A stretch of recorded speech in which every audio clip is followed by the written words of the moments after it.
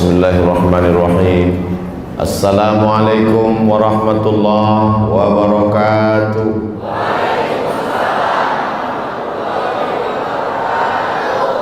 Alhamdulillahilladzi hadana lihadza wa ma kunna linahtadiya laula an hadanallah. Ashhadu an la ilaha illallah wahdahu la syarika lah wa ashhadu anna sayyidana Muhammadan abduhu wa rasuluh wa safiyuhu min khalqihi wa khaliluh adda al-amanah wa ballagha ar-risalah wa nasaha lil ummah wa tarakana 'ala al-mahajjati al-bayda lailuha kanahariha la yazighu 'anha illa halik. Allahumma salli 'ala sayyidina Muhammad wa 'ala alihi wa sahbihi wa barik wa sallim. Apa kabar semua jamaah? Kumaha bapak-bapak, ibu-ibu sadayana, damang, sehat semuanya. Agama Islam ini agama yang selalu mengedepankan jamaah, bersama, tidak egois dan sendirian. Betul? Makanya sholat yang paling afdal adalah sholat berjamaah. Puasa yang paling afdal 1 bulan penuh puasa yang berjamaah.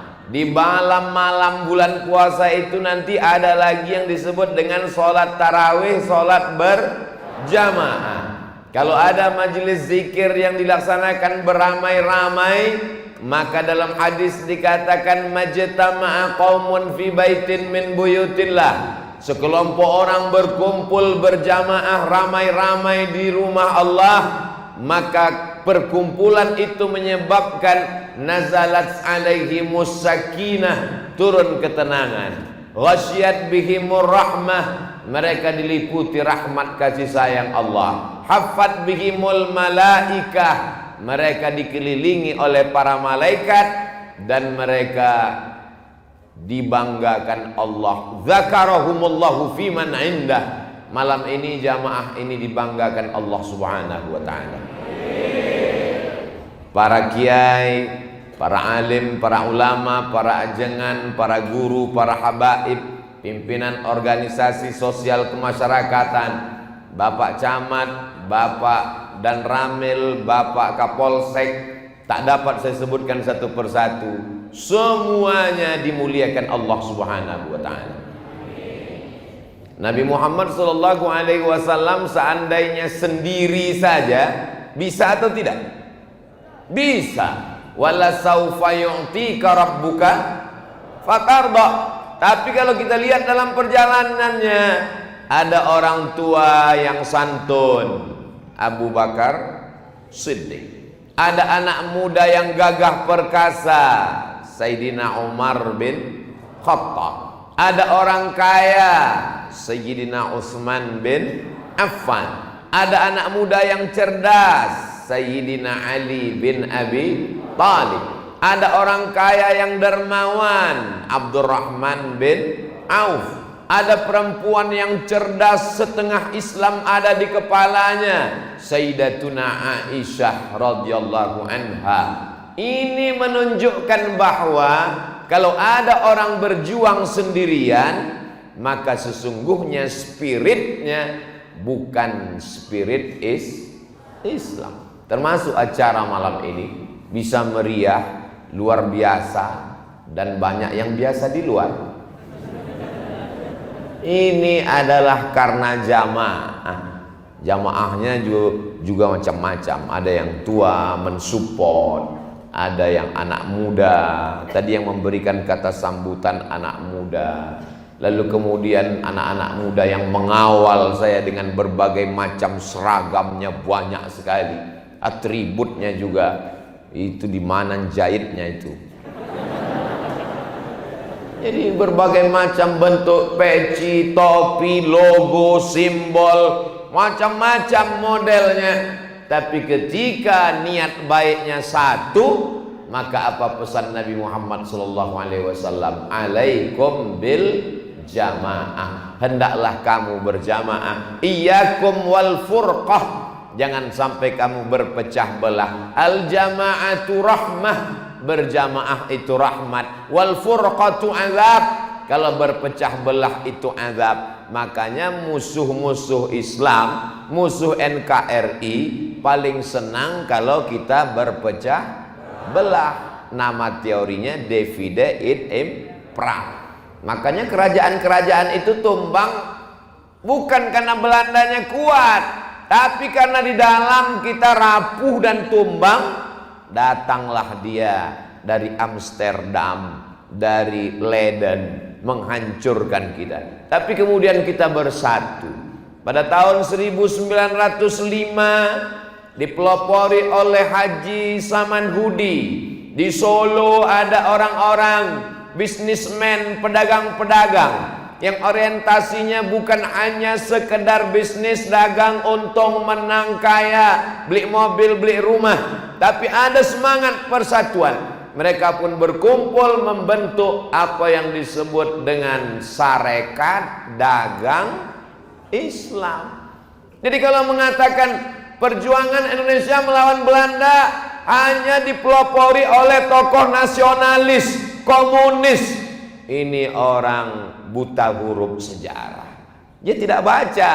Yang pertama kali organisasi memperjuangkan Islam adalah Sarekat Dagang Islam. Mereka dagang, jual batik di Solo, dan untungnya banyak. Tapi dia hanya tidak sekedar berpikir untung. Jadi pedagang-pedagang kita setelah hijrah itu dagangnya lanjut atau berhenti? Lanjut. Ini banyak sekarang pedagang bisnismen setelah hijrah berhenti. Gimana bisnisnya, Pak? Saya sudah serahkan pada Allah. Tidak benar. Khiyarukum fil jahiliyah, khiyarukum fil Islam. Kalau sebelum hijrahnya dia pedagang, maka setelah hijrah tetap dagang. Bedanya kalau dia dulu lintah darat, semua yang di air kalau naik ke darat itu nakalnya luar biasa. Lintah darat dan buaya. Yang dulunya riba, yang dulunya narkoba, yang dulunya pakai dukun, yang dulunya pakai pesugihan, babi ngepet, anjing jangan disinggung. Itu kalau sudah hijrah, maka dia tetap dagang, tetap bisnis. Gimana kamu bedanya sebelum ngaji dengan setelah ngaji? Dulu saya sebelum ngaji, Pak Ustadz, bisnis saya, ruko saya 100 pintu. Sekarang sejauh mata memandang. Ruko siapa? Nggak tahu punya siapa. Ya mesti punya kita. Kalau tidak akan diambil orang. Lalu kemudian pada tahun berikutnya tidak hanya sekedar dagangnya, berubah menjadi Sarekat Islam. Lalu kemudian banyak takhayul, bid'ah, khurafat. Dalam ejaan bahasa Indonesia lama, khurafat itu tulisannya coerapat. Maka singkatan itu disingkat dengan TBC, takhayul, bid'ah, khurafat. Kiai Haji Ahmad Dahlan risau dengan takhayul, bid'ah, khurafat. Akhirnya beliau pulang dari kota suci Makkah Al-Mukarramah, ingin mengembalikan umat kepada ajaran Sayyidina Muhammad sallallahu alaihi wasallam. Dibentuklah Muhammadiyah di Yogyakarta pada tahun 1912. Umat Islam yang tercabik-cabik, terpecah-pecah, ingin dikembalikan kepada persatuan. Wa'tasimu bihablillah. Pada tahun 1923 maka terbentuklah Persatuan Islam.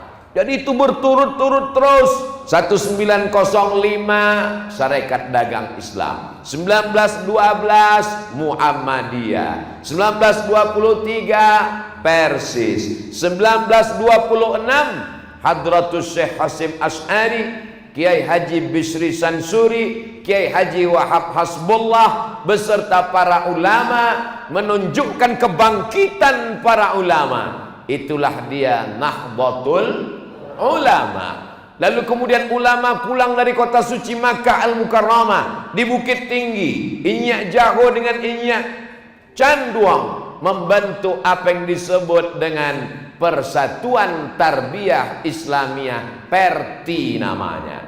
Lalu kemudian di Sumatera Utara, ibu kotanya Medan, ulama pulang dari kota suci Makkah Al-Mukarramah, Syekh Hasan Maksum namanya, murid-muridnya membuat organisasi.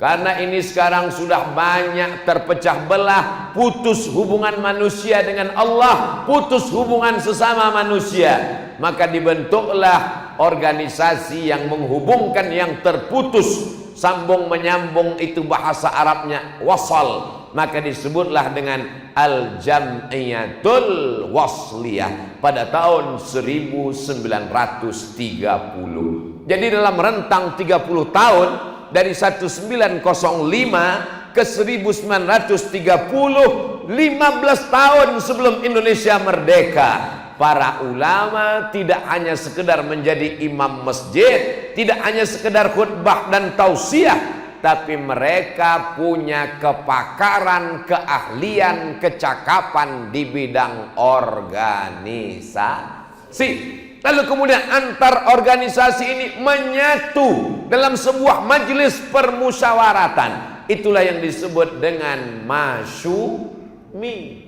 Majelis Syura Muslimin Indonesia.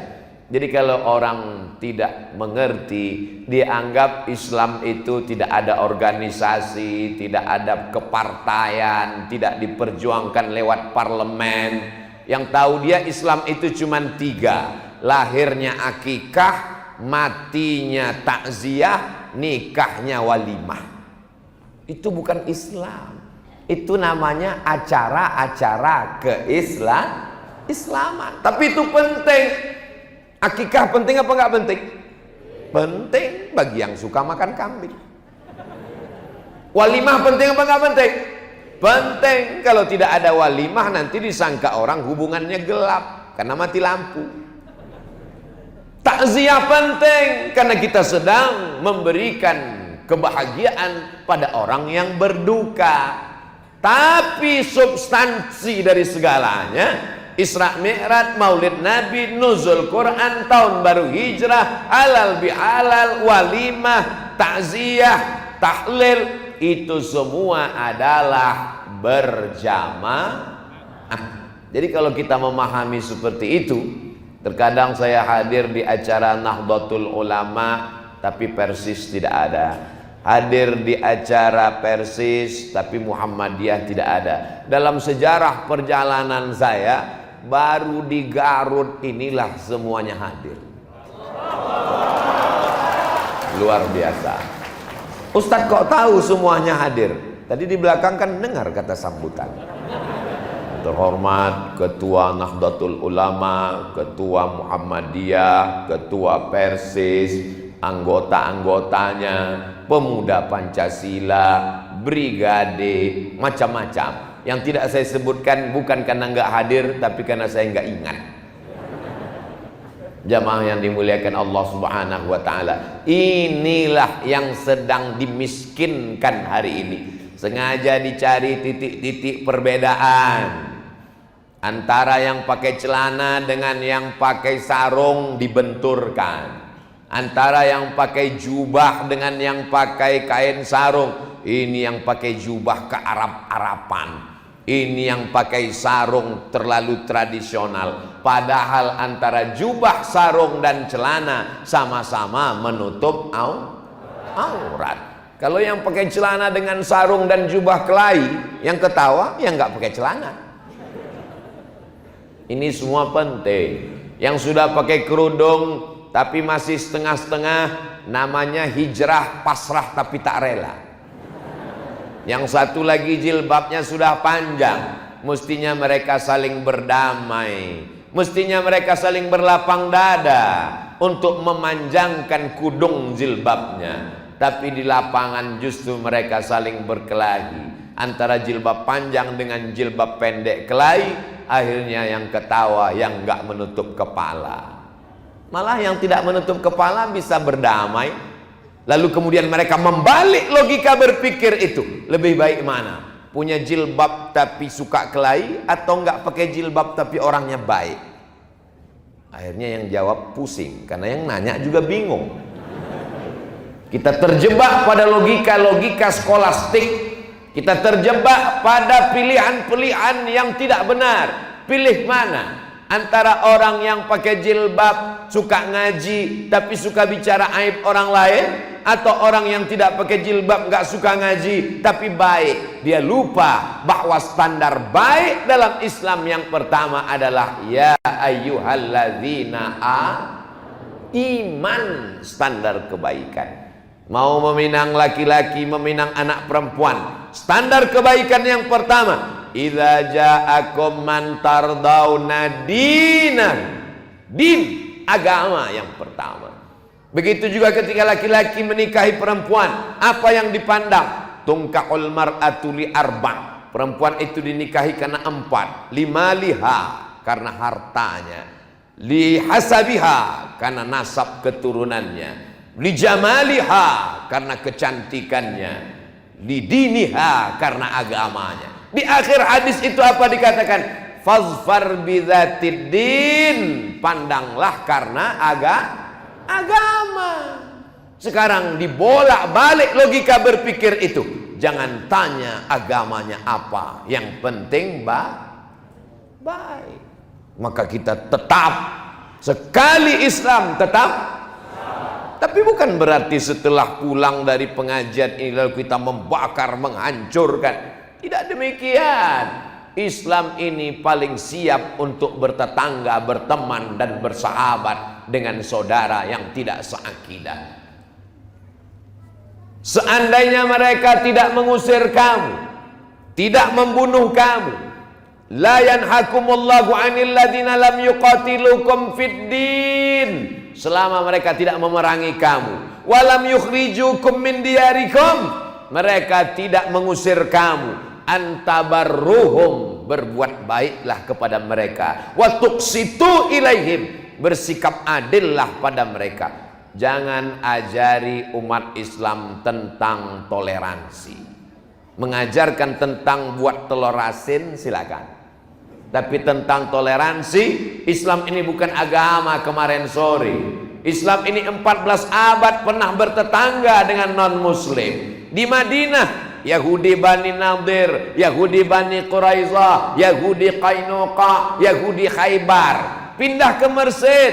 Di Mesir ada Kristen Ortodok Koptik. Pindah ke Lebanon. Di Lebanon ada Kristen Ortodok Maronit. Pindah ke Turki. Di Turki yang berkuasa Konstantin. Tapi mereka datang dengan penuh kedamaian. Karena agama mereka adalah agama yang berdasarkan keselamatan.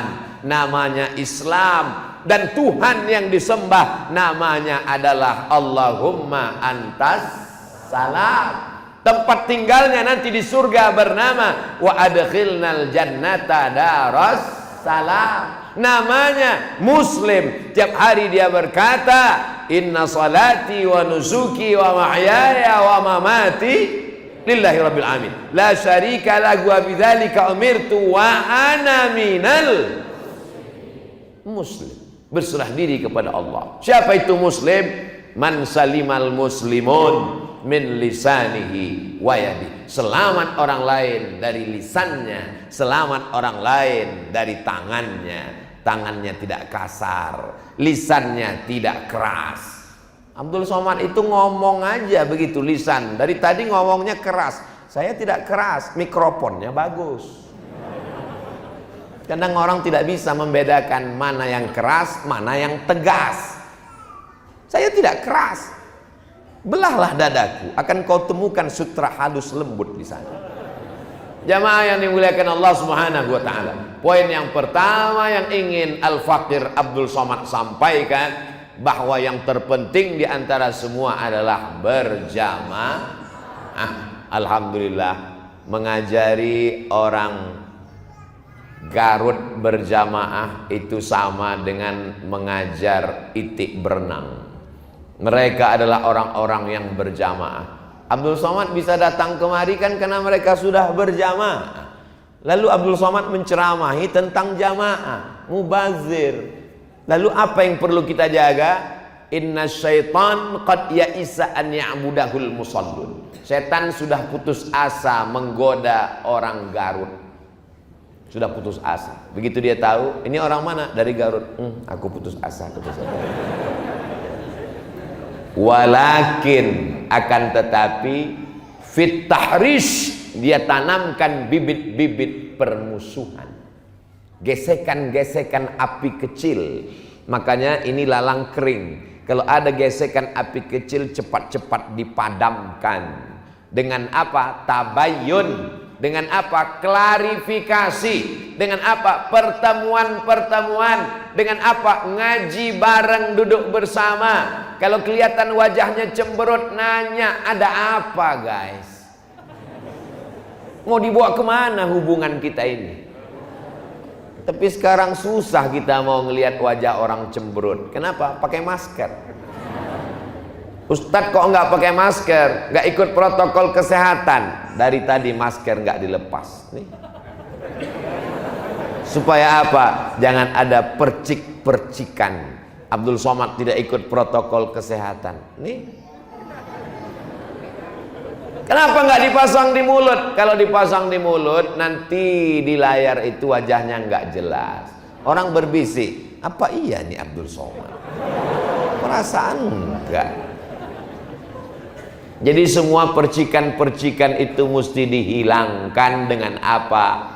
In ja'akum fasiqun. Kalau datang orang bawa berita binaba'in fatabayyanu.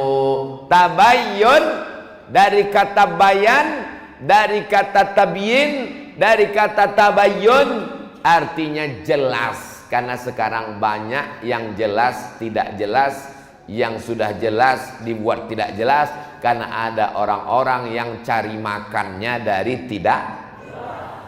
Kalau jelas dia nggak dapat makan, maka dia sengaja membuat yang jelas menjadi tidak jelas. Supaya apa? Supaya orang salah paham. Karena kalau orang paham dia nggak makan, dia makannya dari orang gagal paham.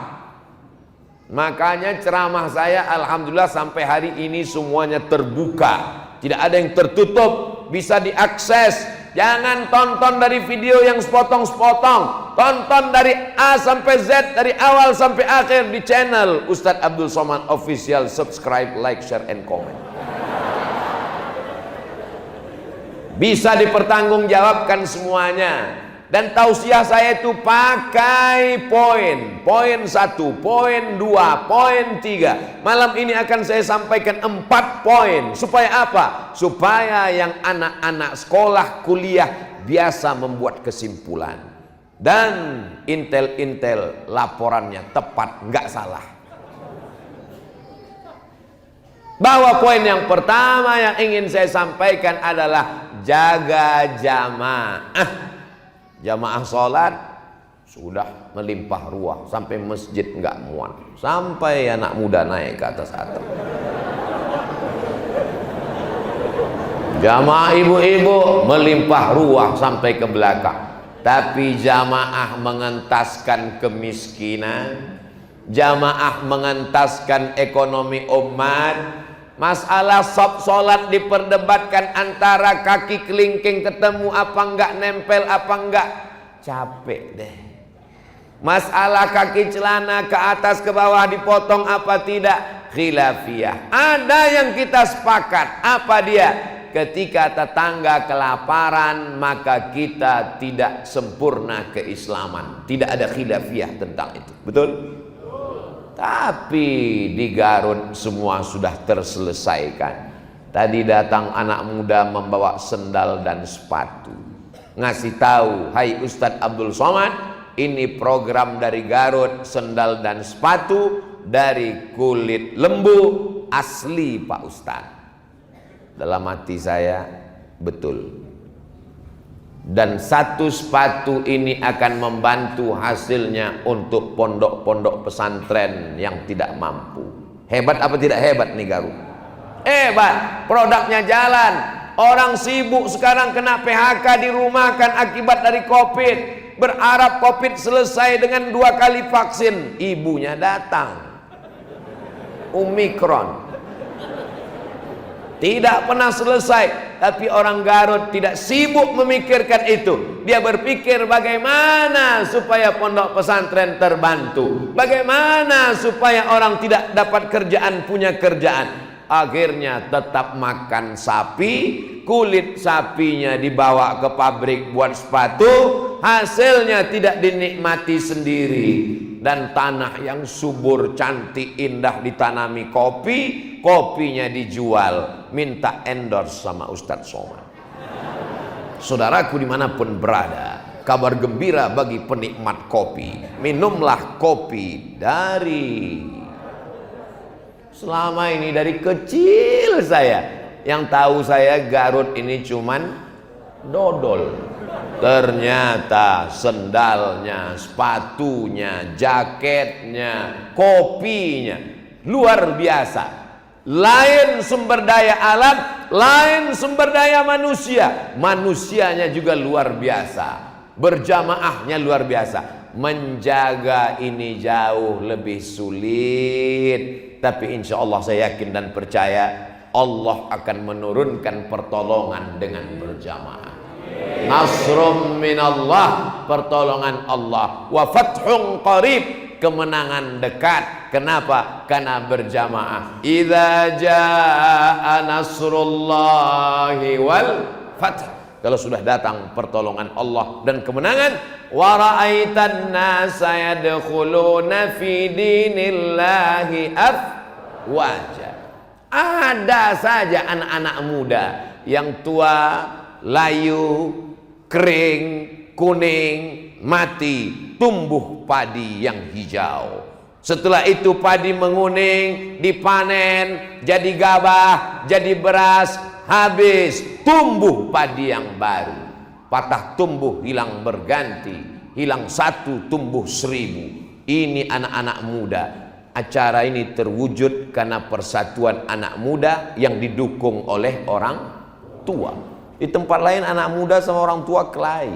Anak muda buat baleho, yang muda, yang berkarya, yang tua tersinggung. Akhirnya tidak mensupport. Tapi di tempat kita yang tampil tadi memberikan kata sambutan adalah anak muda. Tapi anak muda sadar dia punya guru, maka dia sebutkan, alhamdulillah saya mendengar guru saya Kiai Cecep sudah hadir. Gurunya di belakang. Saya heran kok dia tahu. Berarti ada yang kirim WA.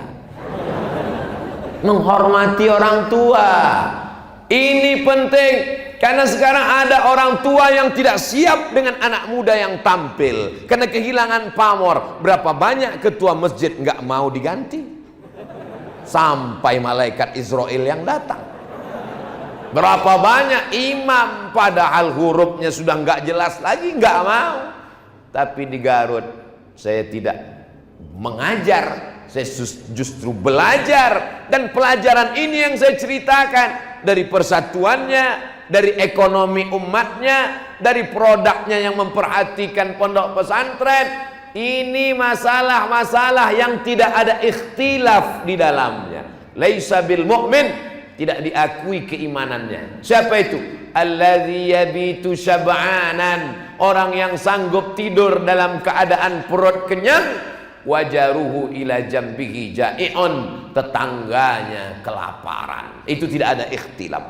Masalah kunut subuh, mazhab Syafi'i berkunut, mazhab Hanafi dan Hambali tidak berkunut, mazhab Maliki berkunut tapi sebelum rukuk, mazhab Syafi'i berkunut setelah rukuk. Ustadz Somad tergantung imamnya. Jadi Ustadz nggak mau jadi imam. Kenapa? Batuk. Paling enak jadi makmum, tanggung jawabnya ringan. Oh kalau gitu Ustadz tidak mau bertanggung jawab, Ustadz yang meninggalkan tanggung jawab. Setiap masjid sudah ada imamnya, imam rotib. Kenapa kita kegatalan jadi imam? Kalaupun datang orang kemari hebat luar biasa, maka yang berkuasa tetap imam rotib, maka dia yang maju ke depan. Kemarin saya khutbah Jumat, Ditanya siapa imamnya, silakan imam tetap yang maju ke depan. Kenapa kita mesti maju menjadi imam? Saya tidak mengerti apakah masjid ini pakai usolli atau tidak, apakah bismillahnya jahar atau sir, apakah selesai sholat zikirnya kuat atau pelan, apakah selesai sholat ada doa bersama atau tidak, apakah subuhnya pakai kunut atau tidak. Paling selamat biarkan imam yang ada. Itu metode dakwah saya. Yang penting disampaikan tentang yang tidak ada ikhtilaf di dalamnya. Ayat Al-Quran, hadis Nabi, pendapat para ulama.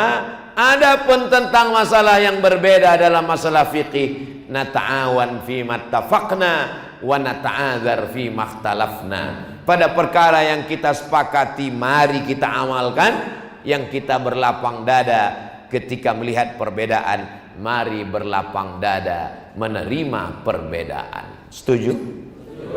Yang nggak setuju nggak apa-apa. Saya biasa berbeda dengan orang lain. Jamaah yang dimuliakan Allah Subhanahu wa taala. Ini yang pertama, penting berjamaah. Yang kedua, setelah berjamaah ngumpul, targetnya apa? Ada target yang mau dicapai. Target kita apa? Oh, targetnya sekedar masjid penuh. Sudah. Targetnya masjid cantik, bagus. Sudah selesai. Marmernya sampai memanjat ke atap. Cantik. Awan sampai turun ke tengah. Balon pun ada nyangkut satu. Indah. Kacanya sudah dipasang keliling supaya jamaah di luar bisa melihat ke dalam, yang dalam bisa melihat keluar. Semua orang yang lewat dari jalan bisa melihat. Oh, ternyata tiang lebih banyak daripada orang. Yang di dalam juga bisa melihat keluar. Oh, ternyata mereka lebih banyak lalu lalang daripada sholat. Saudaraku yang berada di luar, kami melihat kamu di luar seperti melihat ikan mas koki. Kami sedang berada dalam akuarium yang besar. Jamaah yang dimuliakan Allah, target kita ke depan apa? Targetnya jangan lagi ada anak umat Islam yang tidak bisa baca Quran. Maka kita kirim guru-guru agama ke pedesaan, ke perkampungan. Setuju? Dikoordinir. Di sini yang kurang guru MDA berapa, guru ngaji berapa. Dari maghrib ke isya mesti ada yang ngaji, mesti ada yang jadi imam. Di satu daerah ada pondok pesantren, ada penghafal Qur'annya, banyak santrinya, tapi numpuk. Tapi di satu daerah tidak ada yang mengajar ngaji, tak ada yang bisa jadi khatib, tak ada yang bisa jadi imam. Ini kedua kelompok ini sedang saling membutuhkan. Mereka memerlukan guru mengaji, mereka tidak tahu mau mengajar kemana. Siapa yang bisa mengkomunikasikan ini? Inilah pentingnya dakwah ke perkampungan, ke pedesaan terisolir. Apa itu Abdul Somad? Ngomong tentang dakwah di perkampungan, dia ceramahnya cuma di kota-kota aja. Kalau yang ngundang bupati, gubernur, pejabat datang, tapi kalau di musola kecil nggak mau datang. Ini berarti belum lihat Instagram Abdul Somad. Saya ini ustadz hutan, masuk hutan keluar hutan, masuk kampung keluar kampung, sampai ke suku pedalaman, suku Terasing, masuk ke dalam suku anak dalam di Jambi, masuk ke suku Akit bersama dompet duafa, masuk ke suku Talang Mama, naik perahu, naik sampan, digigit pacat dan lintah. Semua sudah dialami, dijalani. Jadi sampai hari ini masih ada program-program ini. Tidak bisa ternyata kita masuk ke pedalaman. Kenapa? Karena mereka masyarakat yang inklusif, tertutup, bahasanya berbeda, adat istiadatnya tak sama. Mereka tetap merasa kita asing. Kalau gagal kita masuk ke dalam, maka anak-anaknya yang ditarik untuk disekolahkan, masukkan ke pondok pesantren. Tidak cukup hanya kelas 6 pulang, kita mesti kuliahkan dia selesai S1. Tempat tinggalnya di mana? Carikan masjid-masjid yang perlu imam. Setelah tamat 4 tahun, nanti selesai itu kemana? Maka kita siapkan musola, pondok pesantren di pedalaman, tempat dia belajar. Supaya apa? Supaya mereka kembali ke kampungnya, tidak lagi melihat orang asing yang datang ke negerinya. Ini metode dakwah. Inilah yang dilakukan oleh Nabi Muhammad sallallahu alaihi. Orang Yaman belajar Islam ke Nabi, dikirim pulang. Apa kata Nabi? Uktubu li Abi Syah, tuliskan khutbahku untuk Abi Syah supaya dia pulang ke Yaman.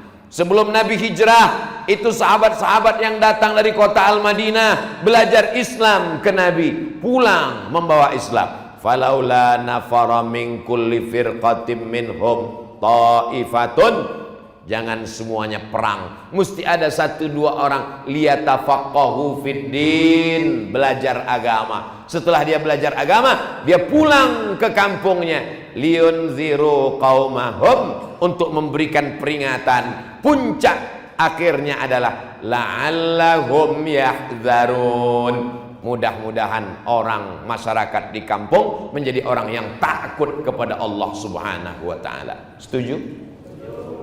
Kalau saya yang masuk di desa terasing di Jawa Barat, di masyarakat Sunda, mungkin tidak diterima. Kenapa? Karena saya ngomongnya terlalu keras.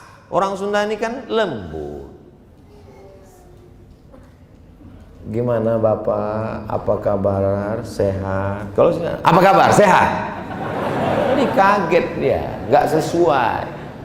Maka jangan paksakan Abdul Somad yang datang ke sana, tapi anak-anaknya yang kita tarik, masukkan ke pondok pesantren, disekolahkan. Maka setelah dia belajar, dia pulang, tapi tentu dia perlu ijazah. Maka mesti ikut ijazah persamaan paket B, paket C.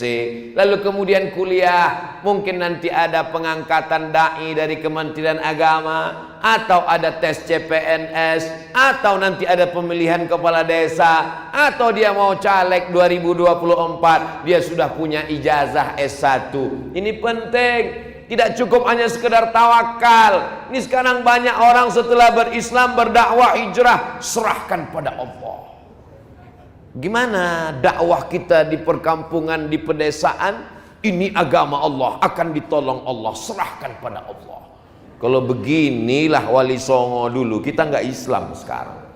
Mereka ada yang menekuni bidang pertanian, ada yang menekuni bidang perikanan, peternakan, ada yang menekuni mendekat kepada kekuasaan. Makanya berubah dari Majapahit menjadi kerajaan Demak, karena kekuasaan juga penting.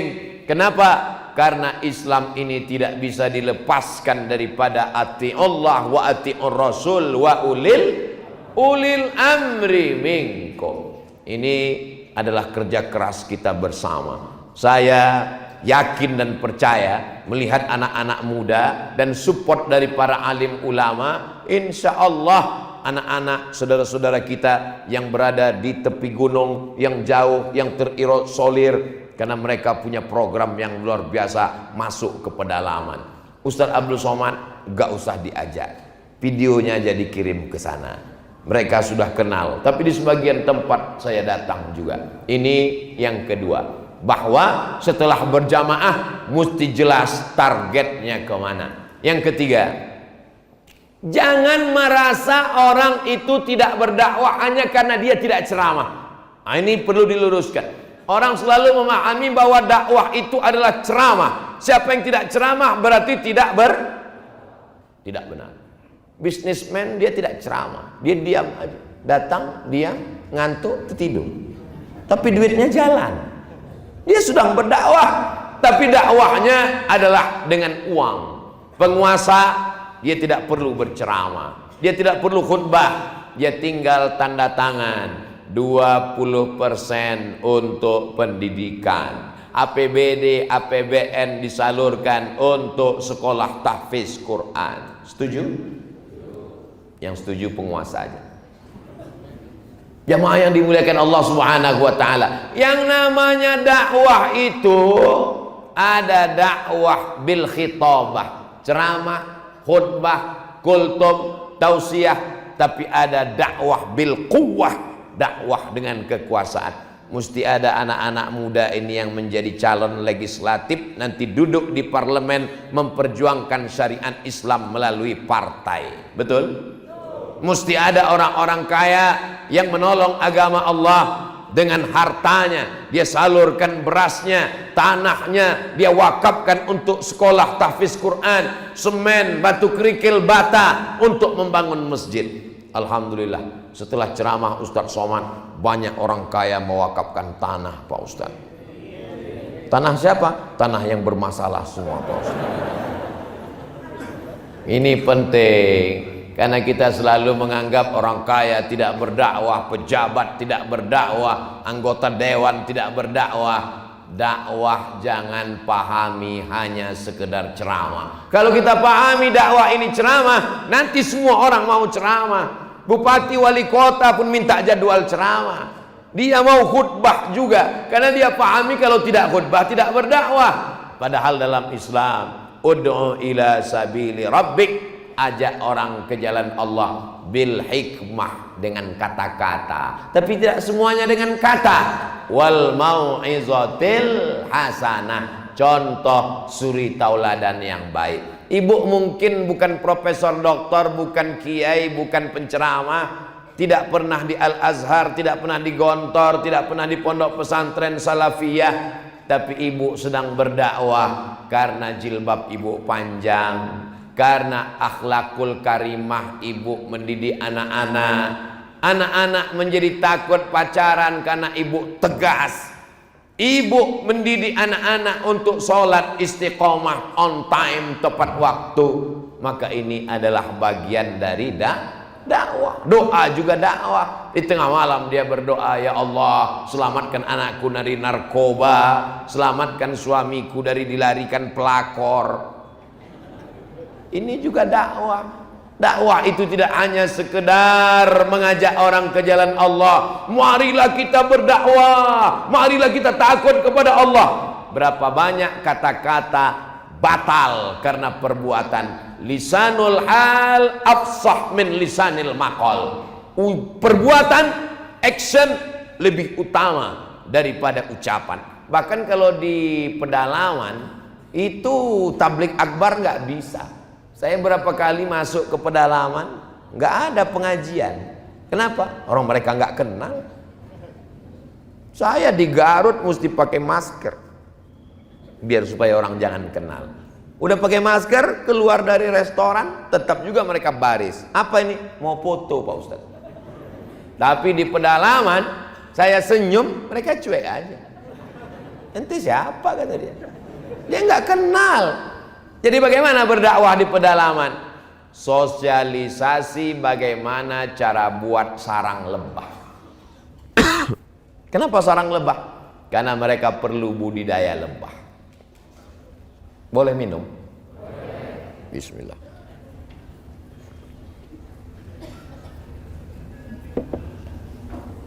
Ada suara saya di belakang. Di pedalaman justru yang ampuh adalah dokter-dokter. Makanya kami masuk ke pedalaman membawa bapak ibu dokter perawat, cek kesehatan gratis. Ibu-ibu hamil gratis, khitan gratis. Makanya kalau ada adik-adik dari fakultas kedokteran, buat dakwah pedalaman, khitan gratis, daftarkan anak dan suami Anda. Ini lebih bermakna. Kenapa demikian? Karena di dalam mereka tidak mengenal ceramah. Tapi begitu diadakan acara pengobatan gratis di halaman masjid, sahabat-sahabat saudara kita senegara NKRI tapi tidak seakidah, masih animisme, masih menyembah pohon kayu, batu dan hantu, mereka datang mendekat ke masjid.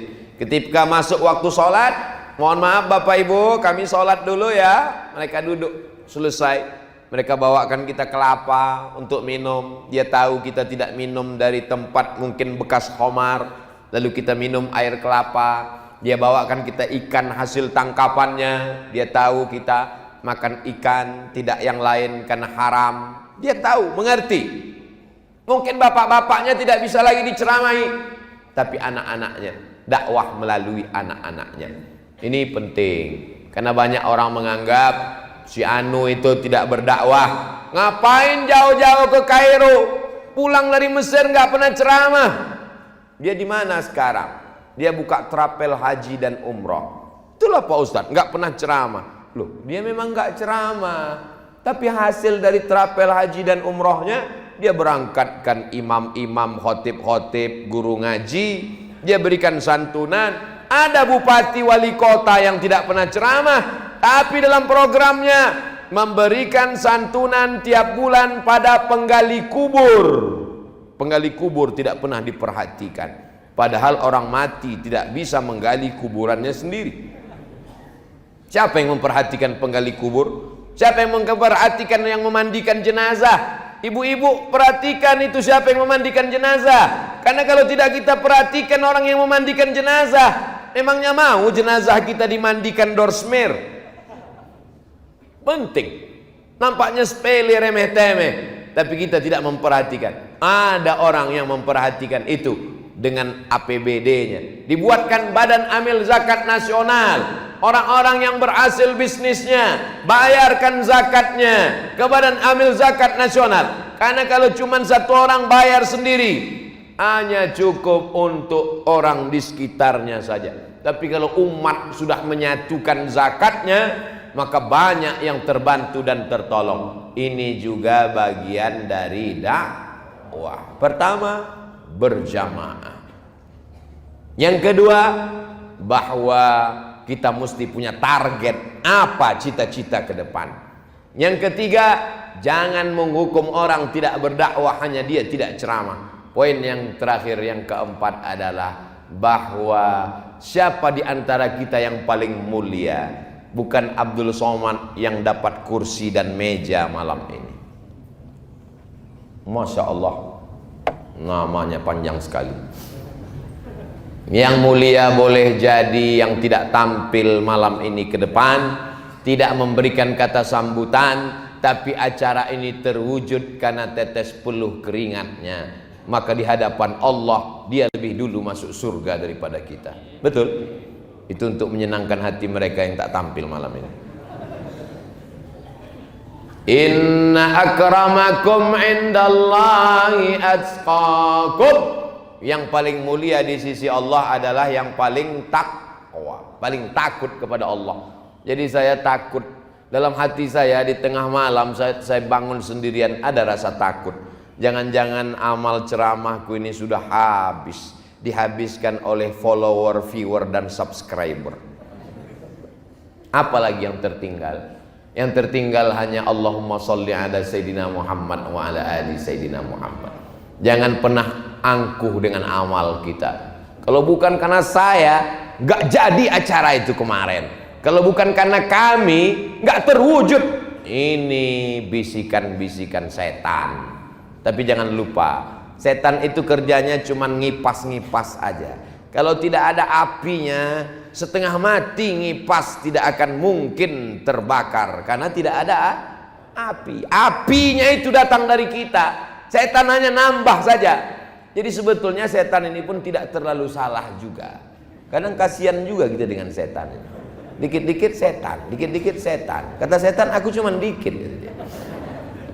Kita yang salah. Kita yang menghidupkan apinya. Api keangkuhan, api kesombongan, api egois. Karena saya, karena kami, karena ormas kami, karena komunitas kami, karena persahabatan kami. Makanya semuanya berawal mesti wa ma umiru illa liya'budullah mukhlisin, ikhlas. Air kalau bercampur dengan daun teh jadi air teh. Kalau bercampur dengan biji kopi, air kopi. Kalau bercampur dengan susu kambing, jadi air susu. Bercampur dengan gula, jadi air manis. Tapi air yang tidak bercampur dengan apa-apa, itulah dia air yang ikhlas. Malam ini saya dikasih air ikhlas. Ustadz, jangan dikasih air yang bercampur, karena lehernya panas. Kalau dikasih air gula, pita suaranya rusak. Kasihlah dia air yang ikhlas, yang tidak tercampur, terkontaminasi dengan apa-apa. Apa iya Abdul Somad itu ikhlas? Jangan-jangan dia datang kan karena diundang, dia semangat kan karena orang ramai, dia semangat kan karena mikrofon sound sistemnya bagus. Sama seperti orang kuliah, kamu cari ilmu apa cari ijazah? Saya cari ilmu. Kalau cari ilmu nggak usah urus ijazah. Kamu nikah karena ngelihat wajahnya atau cinta? Karena cinta. Kalau memang betul cinta, jatuh cintalah dengan nenek-nenek. Itulah cinta yang paling ikhlas. Jadi kalau ada anak muda masih update status, bukan berarti merusak keikhlasannya. Kalau malam ini ada yang posting berita, bukan berarti merusak keikhlasannya. Justru yang tidak jadi beramal karena takut dipuji, itu justru menjadi riya. Kata Imam Fudail bin Iyad, dikutip oleh Imam Al-Ghazali dalam kitab Ihya Ulumuddin, tarkul amal li ajlin nas riya. Tidak jadi beramal karena takut dipuji orang, riya. Kamu sudah menggabungkan diri dengan remaja masjid, saya takut riya. Kamu nggak ikut gerakan anak muda, saya takut riya. Kamu nggak ke masjid, saya sholatnya di rumah takut riya. Pas ditanya orang di rumah, Pak, Bu, Bapak sholat di rumah? Enggak juga. Terus sholatnya di mana? Di Masjidil Haram. Bagaimana kita mau memperbaiki hati kita kalau kita tidak beramal? Jadi anak-anak muda yang sudah sholat di masjid, satu gang satu jalan memujimu, kau tetap ke masjid. Anjing menggonggong kapilah. Baru ini saya nyebut anjing, sudah hampir 1 jam ngomong. Jamaah yang dimuliakan Allah Subhanahu wa ta'ala, kalau ada yang muji-muji kalian anak muda, "Aa, mau kemana?" "Mau ke masjid." "Doakan adek ya." "Mau kemana?" "Mau ke masjid." Kemari anak muda yang ke masjid itu 2 hari sholat, habis itu mati. Itu adalah ujian. Bro, ayo kita ngaji yuk. Masa kita mabuk-mabuk terus? Masa kita sakau-sakau terus? Urus surgamu, jangan urus nerakaku. Ini ujian dakwah. Aku mabuk, uangku. Aku sakau, diriku. Aku pakai narkoba, bukan urusanmu. Memang bukan urusanku. Tapi kalau gempa tsunami datang, yang hancur bukan cuman rumahmu, rumahku juga ikut datang. Memangnya kalau bumi ini bergoncang cuman rumah yang mabuk aja yang bergoncang? Rumah yang ke masjid, masjidnya pun bergoncang juga. Memangnya kalau banjir bandang datang, airnya ngelihat, kita masuk kemana ya? Ke rumah ini aja yang sakau nih. Masuk semuanya. Makanya kita diajarkan amar ma'ruf nahi mungkar. Tapi kalau ada kawan yang hijrah, yang taubat, jangan katakan gara-gara saya. Kenapa dia sekarang nggak minum lagi? Saya yang menyelamatkan dia. Kalau nggak udah masuk neraka jahanam itu. Karena Allah. Allahumma hdina, berikan kami hidayah. Wahdi bina, orang lain dapat hidayah melalui jalan. Bisa jadi karena lisan, tapi bisa jadi bukan karena lisan. Kamu tobatnya kenapa? Pernah dia ceramahi kamu? Enggak. Terus kamu tobat kenapa? Saya ngelihat dia waktu anaknya operasi, dia tetap sholat berjamaah. Disitulah saya terkagum-kagum dengan dia. Malah saya nggak respect dengan si Anu itu. Bolak-balik ngajak sholat berjamaah, tapi nggak sholat berjamaah. Ini semua adalah dakwah. Dakwah mengajak orang ke jalan Allah. Tapi siapa yang paling mulia di antara kita? Yang mulia adalah yang paling ikhlas. Doakan Abdul Somad mati dalam keadaan la ilaha illallah. Doakan guru-guru kita semuanya panjang umur, sehat badan. Kiai kita matta'anallahu bituli umurihim, kita mendapatkan nikmat barokah karena usia mereka panjang insyaallah. Amin. Seandainya umur kita sampai besok pagi, tambahan amal soleh. Seandainya kita mati malam ini, berhenti dari buat dosa. Simple, tidak ribet, tidak jelimet, tidak susah, tidak payah. Ustadz Somad, kami akan berangkat ke Papua, tolong doakan kami berjihad karena kami menjaga NKRI. Andai kau duduk di rumahmu dengan istrimu, dengan anakmu, pun tetap mati kalau ajal tiba. Berapa banyak orang mati habis jogging? Berapa banyak orang mati sedang ceramah? Berapa banyak orang mati sedang baca Quran? Berapa banyak orang mati sedang tidur? Berapa banyak orang yang perang tapi tidak mati, pulang dalam keadaan sehat?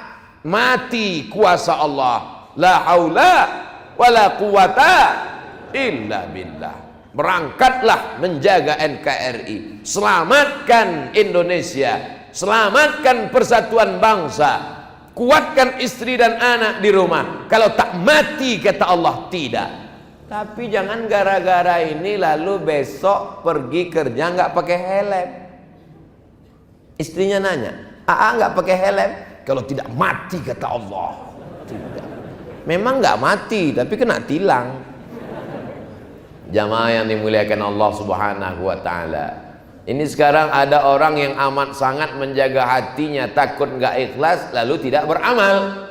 Ada orang yang semangat beramal, tapi karena ingin dinilai orang lain. Kedua-duanya tidak benar.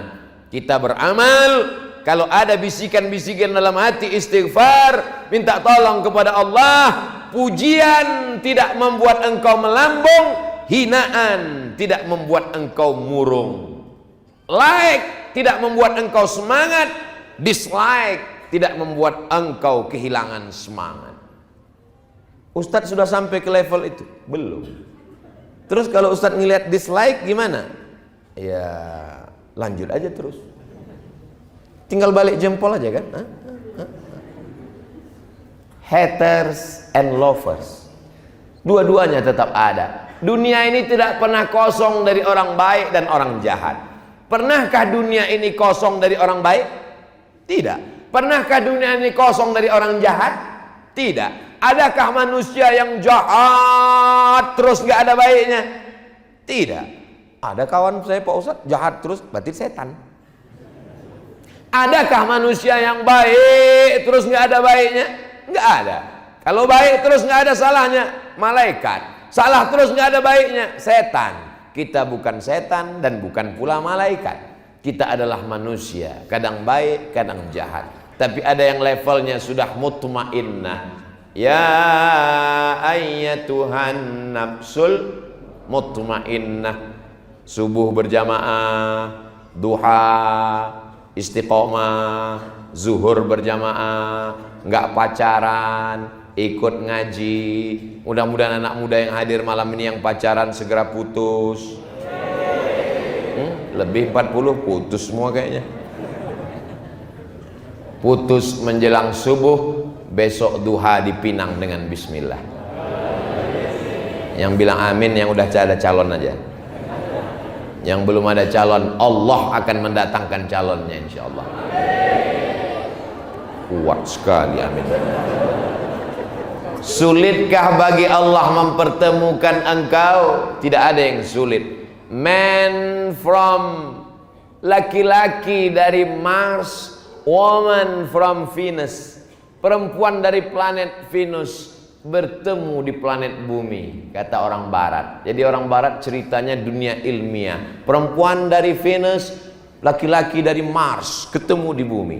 Tapi kalau orang Indonesia, asam di gunung, garam di laut, ketemunya dalam restoran. Dia selalu cerita kuliner, makan dan makan. Tapi sebenarnya itu filosofi supaya kita tidak putus asa bahwa Allah punya kuasa. Langkah, rezeki, pertemuan, maut, kita hanya mengusahakan. Tapi ketentuan akhirnya adalah innama amruhu idza arada syai'an ayyakula lahu kun fayakun. Sama seperti kedatangan saya malam ini. Berapa banyak yang sudah kita rencanakan tertunda, tidak jadi, ada saja halangan. Tapi kalau Allah sudah menghendaki, akhirnya kita bertemu. Berapa banyak pertemuan yang sudah direncanakan, terhalang karena mati lampu, terhalang karena hujan lebat, terhalang karena sound system rusak, terhalang karena ustadznya sakit. Tapi berapa banyak pula yang pengumumannya, Ustaz Somad lihat nih fotonya di masjid sudah melimpah ruah. Kapan ini diumumkan? Siang tadi, baru siang diumumkan. Jamaah sudah datang melimpah ruah. Siapa yang mengikat hati manusia sebanyak ini? Apa ada pembagian sembako ini? Apa ada pembagian sawer dari caleg ini? Tidak ada. 2024 masih jauh. Ini yang membuat datang adalah kecintaan kepada Nabi Muhammad sallallahu alaihi wasallam. Hai Abdul Somad, selama yang kau sampaikan ayat Quran, selama yang kau sampaikan hadis Nabi, selama yang kau sampaikan solawat yang baik-baik, kami ikut dengan engkau. Tapi begitu engkau salah, engkau melenceng, kami yang akan meluruskan engkau pertama kali. Siap? Abdul Somad diikuti karena benar. Abdul Somad kalau salah, maka luruskan dia. Jangan sampai keyakinan kita like and dislike. Kalau kita senang, walaupun orang itu salah, tetap kita ikut. Tapi kalau kita benci, walaupun orang itu benar, selalu dianggap salah. Itu bukan ajaran Islam. Itu ajaran like and dislike. Kita tidak demikian. Kenali orang dengan kebenaran, jangan kenali kebenaran dengan orang. Kalau kita sudah punya ukuran bahwa 1 meter itu adalah 100 cm, 1 meter 100 cm, maka tidak bisa ditawar-tawar. Walaupun Abdul Somad yang datang membawa tongkat panjangnya 99 cm, apakah dia diterima sebagai 1 meter? Tidak, karena tidak cukup 100 cm. Setuju? Kita mesti punya standar. Standar inilah syariat. Syariat itu datang dari Allah, diturunkan kepada Nabi Muhammad. Taraktu fikum amraini, kutinggalkan pada kamu 2 saja. In tamasaktum bihima, kalau kamu pegang standar yang 2 ini, lan tadillu abada, kamu tak akan sesat selamanya. Kitab Allah, Al-Quran, wa sunnati, dan sunnah Rasulullah sallallahu alaihi wasallam.